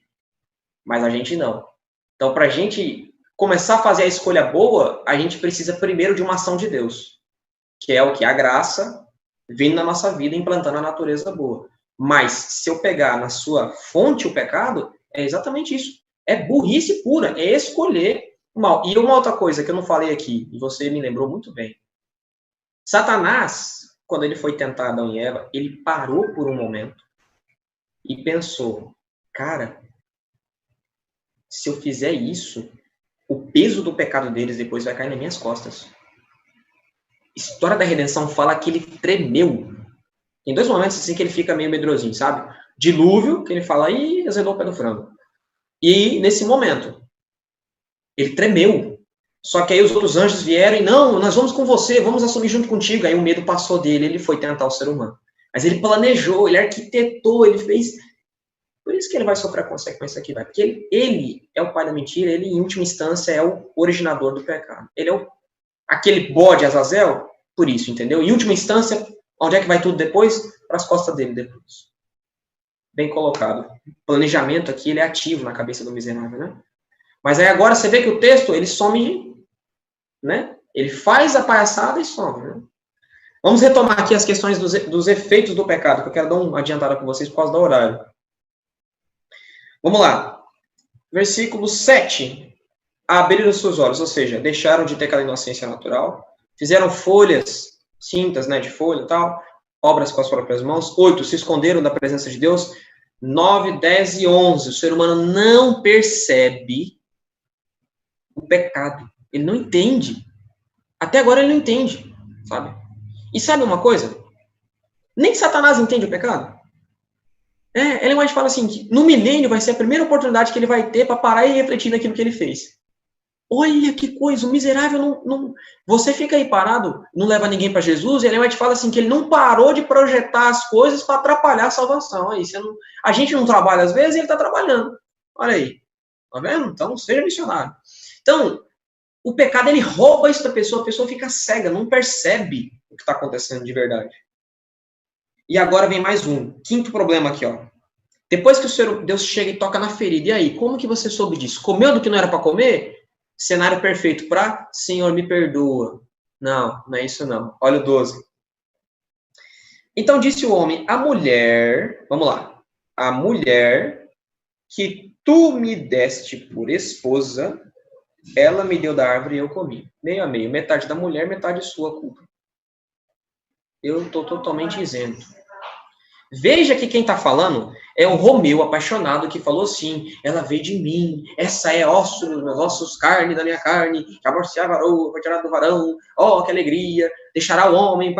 É esse camarada aí que agora empurra ela e fala assim, pega ela e deixa livre dessa. Tem uma pegadinha do Boom que é fantástica, deixa eu contar aí rapidinho. Tiro no ponto de ônibus, acho que você já deve ter visto. Passa um laser assim no ponto de ônibus de madrugada, assim, e tem um casalzinho que é fantástico. O camarada tá aqui, a menina tá sentada no colo dele, e ele tá ali alisando ela, dando beijinho, amo você, você me ama, te amo, quero ter filhos com você, quero construir uma vida. E aí é combinado, passa um camarada, o laser que tá passando neles, eles já estão enchendo o saco com aquele laser. O laser para no camarada e tem um barulho de tiro e o camarada pula no chão. Tipo assim, levei o tiro, né? Na hora, esse camarada faz assim com a menina, ó, joga ela no chão e, ó, sai correndo. Essa é a melhor imagem que eu tenho para pintar de Adão nesse momento. Adão, que era aquele homem apaixonado, ele joga Eva fora. Entende? Totalmente covardão nesse momento. Então, o pecado, ele entra em mais um ponto aqui. A pessoa não assume o próprio pecado e ele rompeu aqui, ó, as relações entre o ser humano. Tanto é que Deus vai ter que fazer uma coisa para poder manter essas relações firmes depois, que eu vou comentar daqui a pouquinho. Aí agora, versículo 13. Disse o Senhor Deus à mulher, o que é isso que fizeste? Essa é uma expressão assim que só aparece quando, tipo assim, é uma coisa bem... Por exemplo, Jonas, quando está no navio, e ele explica que é por causa de Jonas que está tendo aquela tempestade, o pessoal fala, que é isso que fizeste? E aí, essa expressão aparece aqui. Aí a mulher fala, a serpente me enganou e eu comi. Não assume, joga a culpa na serpente. Agora começa Deus a entrar, ele vai amaldiçoar duas coisas e vai começar a dar uma série de ações para conter o pecado. Eu vejo Deus mais ou menos assim, vazou o petróleo no mar, o que Deus faz? Joga aquela barricada, sabe, de proteção para que o petróleo não se espalhe. Versículo 14, então o Senhor Deus disse à serpente, visto que isso fizeste, primeira maldição, maldita és entre todos os animais domésticos e o és entre todos os animais selváticos. Rastejarás sobre o teu ventre e comerás pó todos os dias da tua vida. A serpente não rastejava, passa a rastejar. E aqui eu vejo uma bênção de Deus, porque já imaginou você tá no mato, carpino, de repente, o que vem voando? Uma jararaca, uma coral, uma cascavel, chacoalhando guiso ainda, assim. Então, assim, Deus, ele abençoa o ser humano por meio das maldições. Preste atenção nisso. 15. Porém, inimizade entre ti e a mulher, entre tua descendência e seu descendente, este te ferirá a cabeça, tu lhe ferirás ao calcanhar. Aqui é promulgado que Satanás seria inimigo da mulher. A mulher, povo de Deus, Satanás seria inimigo do povo de Deus, descendente da mulher. Cristo Jesus seria descendente do descendente de Satanás, seria inimigo dos descendentes de Satanás, que pode ser os próprios anjos, que pode ser o próprio Satanás, como pode ser também um poder que se coloca ao lado dele, líderes religiosos que colocam ao lado de Satanás, o império colocando-se ao lado de Satanás, todos esses são descendentes, são anticristos em si, porque se colocam contra Cristo e querem tomar o lugar de Cristo, isso significa anti, né, preposição anti no grego, e há essa inimizade. E aqui é lançado também que esse descendente pisaria a cabeça da serpente. Isso é muito interessante, porque o que Satanás queria fazer aqui? Número 1, segundo Ellen White, ganhar acesso à árvore da vida para ficar forte e poder ter uma nova investida contra o trono de Deus. Essa história de o fruto da árvore da vida deixar forte ou não, não me pergunte porque eu também não entendi. Mas é assim que ela coloca. Como é o fruto da árvore da vida da longevidade para o ser humano, provavelmente pode dar também força para os anjos. É assim que ela coloca. 2, ganhar aliados contra o Senhor Deus, porque o ser humano, quando foi criado, era forte, não era essa míngua que vocês estão vendo aqui, não, de 52 quilos e 1,71 m, entende? Era forte. Mais um ponto. Queria colocar Deus em xeque. E foi o que ele conseguiu. Por quê? Porque até então, qual eram os reclames dele? A lei de Deus é impossível ser guardada, Deus é tirano, se não for do jeito dele não está certo. E aí o que ele conseguiu fazer? Ele conseguiu fazer o ser humano entrar em rebelião contra Deus. E aí vem o ponto. Se Deus mata o ser humano, ele é justo, tá certinho, porque ele disse, comeu certamente morrerá, mas aí confirma o que Satanás falou, se não for do jeito dele, ele mata. Ou seja, ele lança então aquela dúvida cruel no coração dos anjos. Será que ele estava certo? Mas aí, se Deus, por outro lado, perdoa Satanás, se ele perdoa os seres humanos ali que pecaram, ele fala, ele não tem palavra, porque diz que morreria e não morre. Então ele coloca Deus contra a parede. Em Gênesis 3,15, Deus fala o seguinte, não, eu vou pagar a penalidade no lugar deles. Ou seja, eu pago a penalidade, a justiça é cumprida, mas eu pago para o ser humano não pagar. Ou seja, nós temos amor, temos misericórdia. Entende? Então, Deus, de algum modo aqui, ele quebra as pernas de Satanás, ele estroçalha as pernas dele. Mas tem mais uma coisa aqui que eu queria avançando com vocês, tá bom? Que são as ações de Deus em relação ao pecado aqui ainda. Versículo 16. E a mulher, a craseada, ou seja, está falando em direção à mulher, disse, multiplicarei sobremodo os sofrimentos da tua gravidez. Em meio a dores dará a luz a filhos, o teu desejo será para o teu marido e ele te governará. O Jean, que não está mais aqui, logo volta, ele pode comentar com vocês isso aqui outra hora, mas parece que o original nos aponta o seguinte, multiplicarei sobremodo as tuas gravidezes e não o sofrimento. Ok. Mas eu queria comentar em cima disso aqui, ó. O teu desejo será para o teu marido e ele te governará. Até esse momento não havia submissão feminina dentro do casamento. Aqui é estipulada. Por quê? Porque até esse momento nós havíamos 2 líderes trabalhando sem nenhum problema. Por quê? Porque a paz reinava, porque havia a inocência no ser humano, não havia maldade. Quando entra a maldade, ele já não se bate direito. Você não vai encontrar nenhuma empresa com 2 líderes. Você pode encontrar 2 sócios. 2 líderes, não. Aí teve alguém que falou assim, não, pastor, mas eu já encontrei, na minha empresa tem 6 líderes. Eu falei, sério? Tem 6 líderes. E todos mandam. E quem tá em cima deles? O encarregado. Eu falei, então o encarregado é o líder. Entende? Então o que Deus faz? A submissão nada mais é que Deus coloca um governador no lar e uma vice-governadora. Entende? Não é que a mulher é menor, não é que a mulher é menos capaz, que a mulher... Não é nada disso. O Jean pode também trazer, que é uma outra hora para vocês, a respeito da mulher na Bíblia, que a Bíblia tem uma visão muito positiva em relação à mulher, apesar dessa cagada aqui que Eva fez. Okay? Então, Deus tem uma visão muito positiva da mulher na Bíblia. Mais uma coisa aqui, meus queridos, Deus coloca isso porque não há, para que haja paz dentro do casamento. Porque assim que entrou o pecado, Eva culpou Adão, Adão culpou Eva. Então, começou essa briga. E Deus, para estipular isso, ele coloca a paz. Mas, para as mulheres que estão nos acompanhando, fiquem tranquilos, tá bom? Efésios gasta mais tempo explicando como o homem deve amar a mulher do que mais tempo gastando como a mulher deve ser submissa ao marido. São 2 versículos contra 5. Então, a gente tem mais orientação de como nós devemos amar a mulher, como Cristo amou, se entregou e protege, necessário dar a vida pela mulher. Essa é a ideia do amor do ser humano para com a mulher. Versículo 17 diz assim, ó. E Adão disse, visto que atendesse a voz da mulher e comeste da árvore que eu te ordenara que não comesses, segundo a maldição, maldita é a terra por tua causa. Em fadigas obterás dela o sustento durante os dias da tua vida. Ela produzirá também cardos e abrolhos. Tu comerás a erva do campo. No suor do teu rosto comerás o teu pão, até que tornes a terra, pois dela foste formado. Porque tu és pó, e ao pó tornarás. 10 minutos para acabar a sessão, né? Eu acho que eu consigo terminar, pessoal. Interessante aqui. Deus havia dito que o ser humano era imortal condicionalmente. Ou seja, se obedecer, continua vivendo. A serpente deu a ideia de que o ser humano era imortal incondicionalmente. Obedecendo ou não. Agora Deus vem e confirma. Você era imortal. Como você não obedeceu à condição, você agora é mortal. Você agora morre, você volta para o pó da terra. E Eclesiastes trabalha isso aqui legal. O pó volta à terra e o espírito, o rua, né, o fôlego, o ar, o sopro, o vento, esse volta para Deus que o deu. O ser humano é desfeito, a alma é desfeita, o ser humano volta para o pó da terra. Morte na Bíblia, segundo Gênesis 9, é extinção. O ser humano passa então, cada um de nós, se Jesus não voltar, vamos ser extintos. Por isso que a ressurreição é um milagre. Deus volta não só a matéria, o nosso corpo como um todo, mas as nossas lembranças. Quem nós somos e o nosso caráter como um todo. Isso é importante.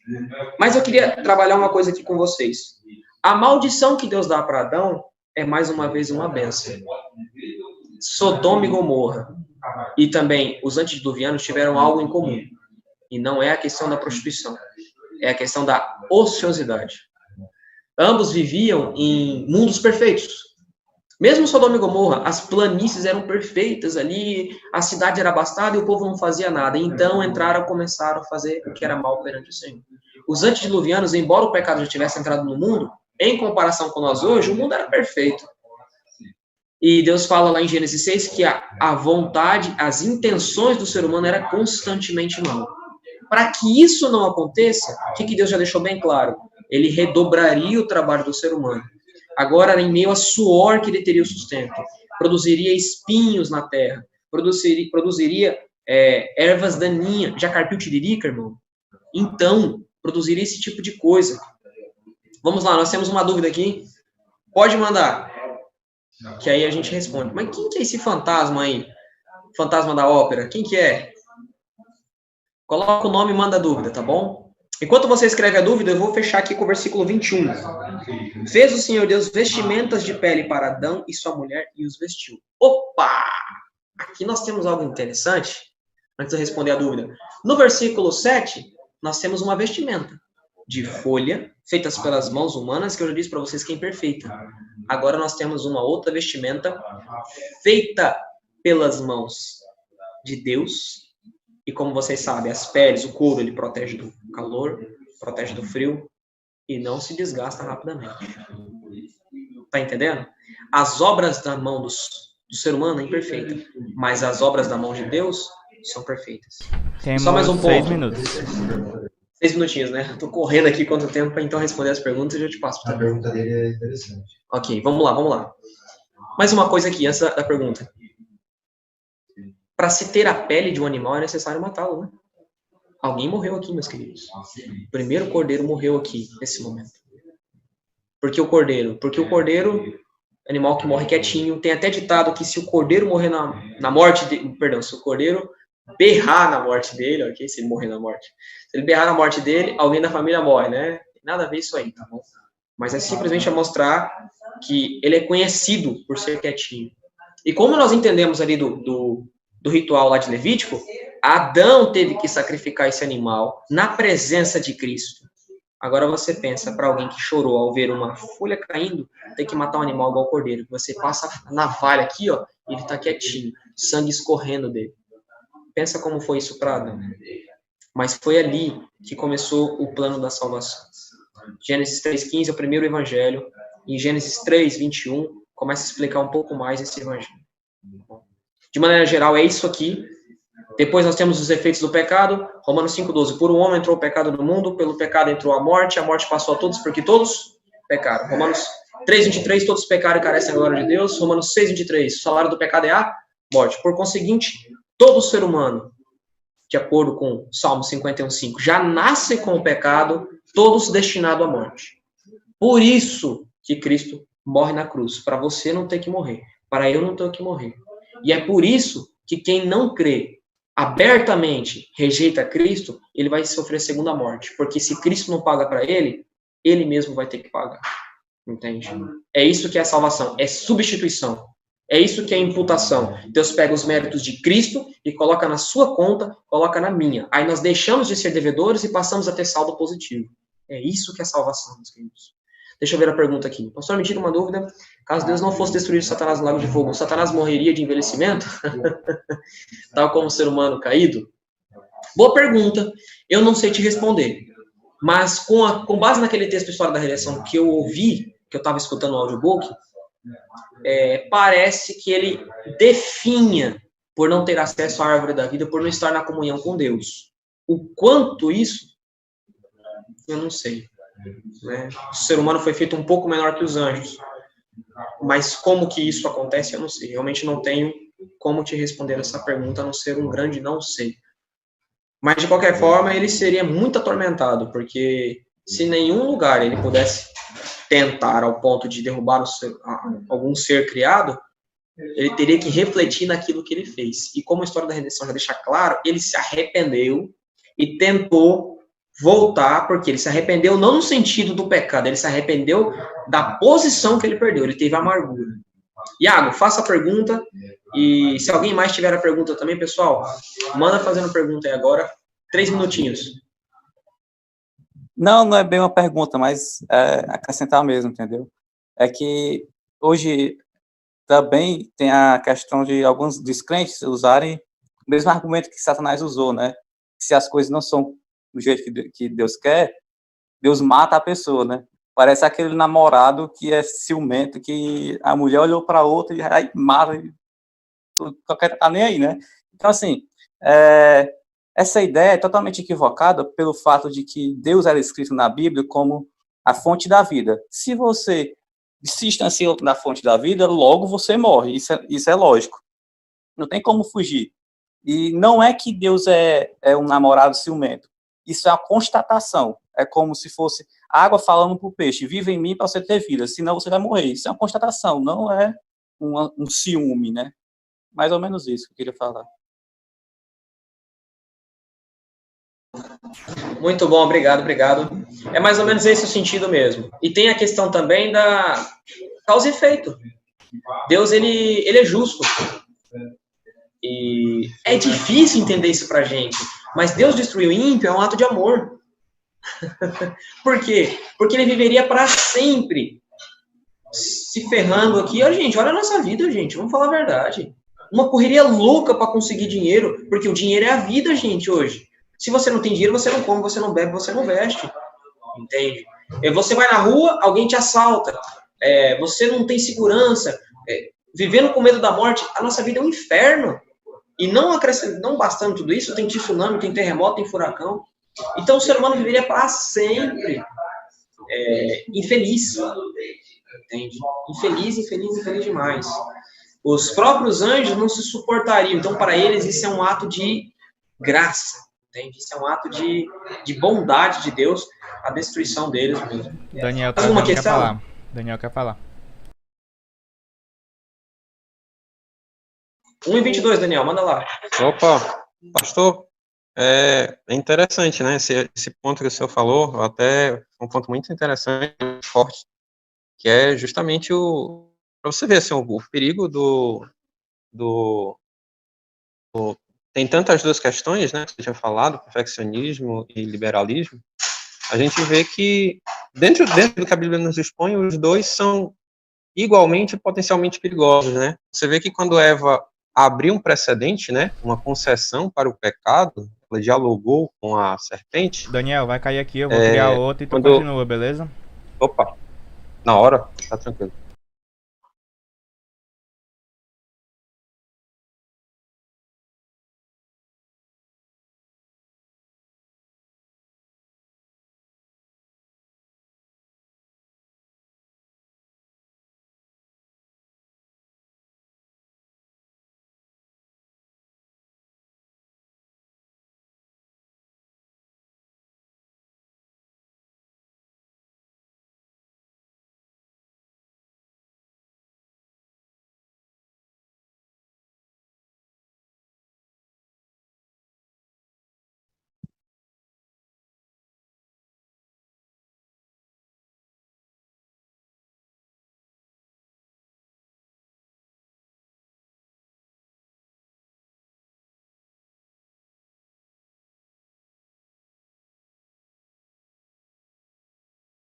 Na live lá, no Face, eu gostaria que vocês fossem para lá, tá bom?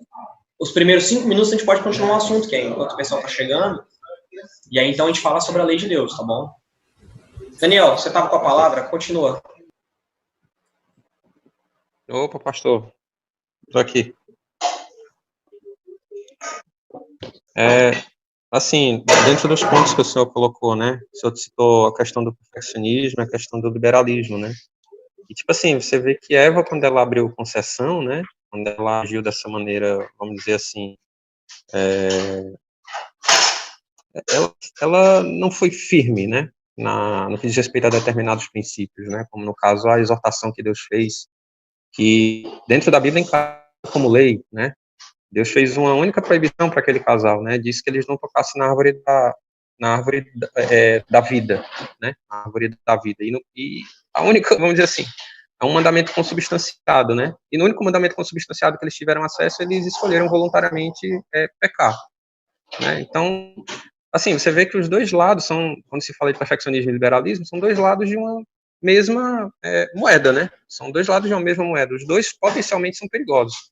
Eva foi, me permito o uso da expressão, foi extremamente liberal, né, entrou em acordo, vamos dizer assim, né, ela fez uma concessão com as tentações de Satanás, né, Satanás fez ali uma possessão demoníaca, né, no corpo de um animal, e ela concedeu com aquelas tentações, ela abriu brecha, vamos dizer assim, e posteriormente, mais para frente, quando você olha ali o período do judaísmo do primeiro século, vamos colocar assim, você vê que algumas ordens religiosas, alguns líderes religiosos existentes naquele judaísmo daquele período, que na verdade era um espectro de movimentos, né, eram várias vertentes, né, eram vários movimentos judaicos dentro de um movimento maior, você vê que eles penderam, eles se inclinaram para o extremismo, né, para o legalismo. E Deus, ele não quer isso de ninguém, né? Deus, ele não deseja isso de ninguém. Deus não deseja nem que você seja um extremista, né, uma pessoa que perdeu o senso do equilíbrio e da razão, mas ele também não quer que você seja uma pessoa libertina, né, uma pessoa que caminha pelo liberalismo. Porque se você caminha pelo liberalismo, coisas que Deus abomina, né, a palavra é forte, Deus abomina, né, a ideia ali no hebraico é de nojo, Deus literalmente tem nojo. você acaba aceitando como sendo normal, né? Hoje, por exemplo, a gente vê hoje em dia pessoas encarando o aborto, assassinato de crianças como algo normal, tá entendendo? E isso era um dos principais pecados que Deus abominava entre os egípcios, o infanticídio.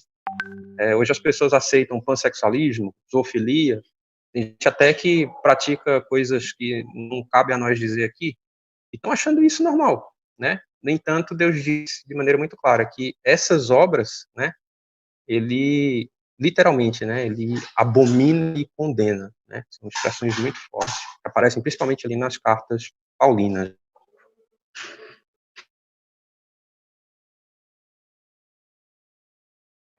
Daniel, vai uma citação aqui de C.S. Lewis, que eu tenho num sermão meu aqui, que diz assim, ó: essa é a estratégia do diabo para nos pegar. Ele sempre envia ao mundo erros em pares, pares de opostos, e sempre nos estimula a desperdiçar um tempo precioso na tentativa de adivinhar qual deles é o pior. O que acontece? Ambos, igual nós comentou, ambos têm origem aonde? No próprio Satanás. A ideia dele é essa.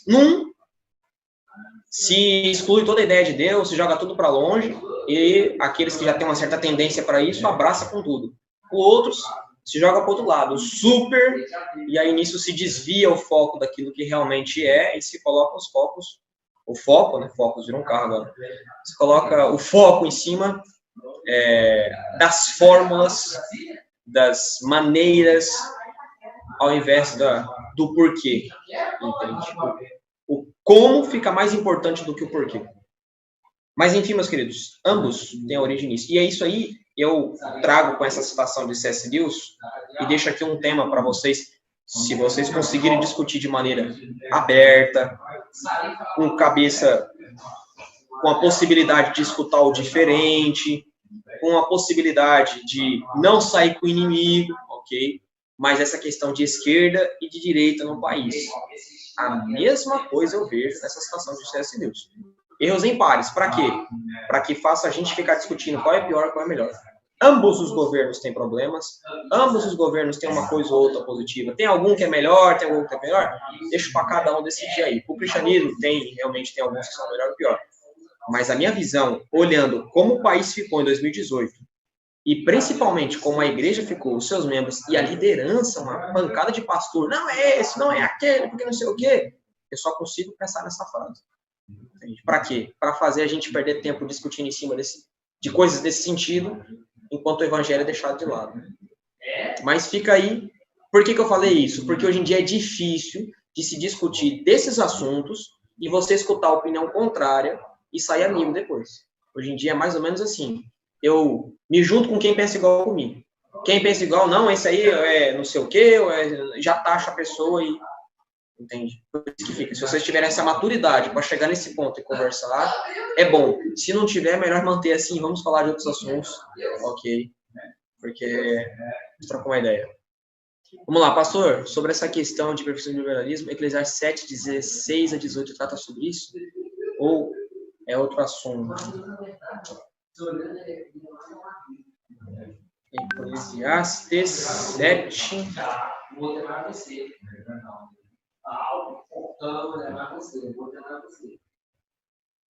Até o jeito que ele andava, o outro andava, já percebeu?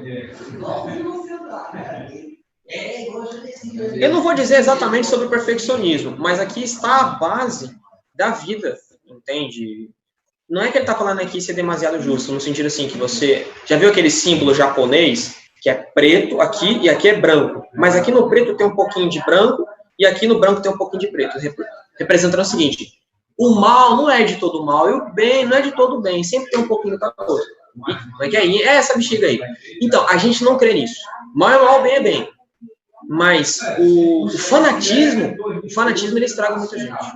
Gente, o fariseu não era mal. O fariseu era bom. Mateus fala assim, que o fariseu rodeava a terra e o mar para fazer um prosélito. Sabe o que é um prosélito? É a conversão de um judeu para o judaísmo. Eles tinham um fervor missionário muito grande, mas qual era o problema deles? O problema deles é que dizimar o cominho, era mais importante do que o amor à justiça. Entende? E era aí que Jesus pegava isso. Queridos, eu não vou poder... quer falar alguma coisa? Eu tenho que sair agora. A gente pode fazer assim? migramos para o Facebook, eu vou fazer a live lá sobre os mandamentos de Deus, e aí o Dani joga a pergunta no comentário e a gente vai comentando os 5 primeiros minutos da live, que é quando o pessoal vai chegando. E aí eu inicio a live sobre os mandamentos. Pode ser assim, pessoal?